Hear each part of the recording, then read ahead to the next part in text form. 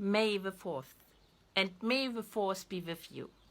Grab a coffee and let's get smarter together.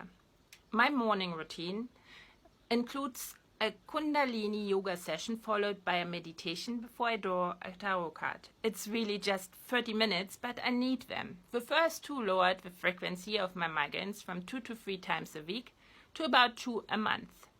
They also help with the disconnections between my mind and my body due to my autism. It's the tarot, though, I want to talk about today. The earliest mention of tarot as a card deck goes back to 15th century Italy, from where they spread throughout Europe. These were playing cards. It was French occultists in the late 18th century who fashioned them into special decks used for divination, with unsubstantiated claims about existing links to ancient Egypt, the Kabbalah, the Indic Tantra, and I Ching. And that's all you find when you go looking for the origin of tarot. A hot mess. What catches my eye here is the date and place given for the beginning of the occult tradition. Hobbes had just declared that the natural condition of humankind is a state of war in which life is solitary, poor, nasty, brutish, and, not to forget, short. Rousseau, on the other hand, comes up with this counter-image of the noble savage. Adam Smith again becomes the father of capitalism. When we have a whole host of German philosophers from Hegel and Humboldt to Kant, and so on and so on, Enlightenment was like a collective explosion of the minds. What sparked it? The encounter with the unknown, the influx of a whole variety of varying ideas. You see, Pythagorean thought in the shape of Christianity was and is a very mind-limiting affair. You have a creator with a plan outlined in one book that assigns unchanging rules to everyone. Everything is already decided. Nothing new can be added, chiefly because the vast majority of was explicitly prohibited from exploring, the number one tool for problem solving. To say it as it was, Europe had been an isolated backwater for centuries before they accidentally crashed into the Americas, and deviating thought flooded the streets and was discussed in salons and at ordinary kitchen tables.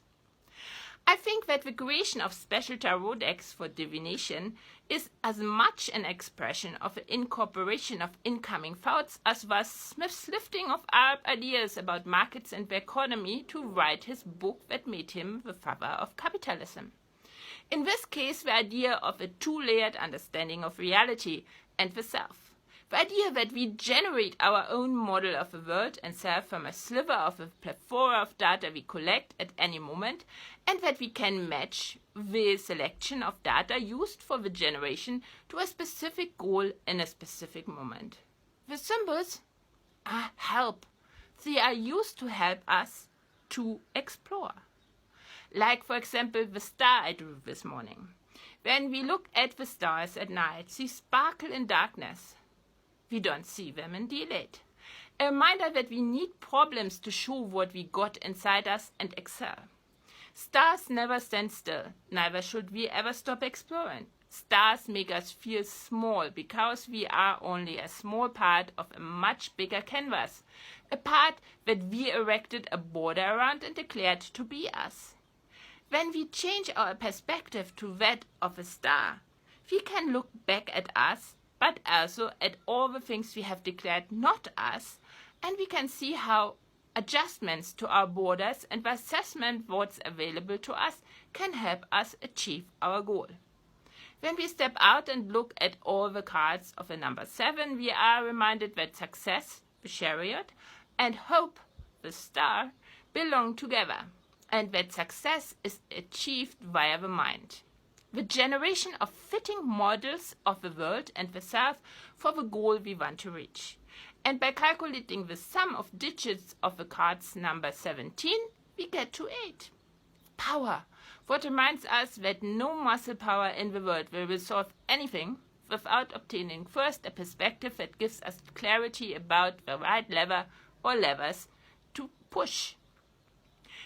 A change of perspective is what adds functionality to a complex system without intervening into working processes after all.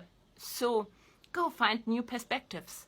Explore, as known as think. Make a habit out of thinking. Let's turn thinking into a movement. Like, comment, share, and follow, lest you miss a single opportunity to improve yourself and society. And just like that, coffee break is over again.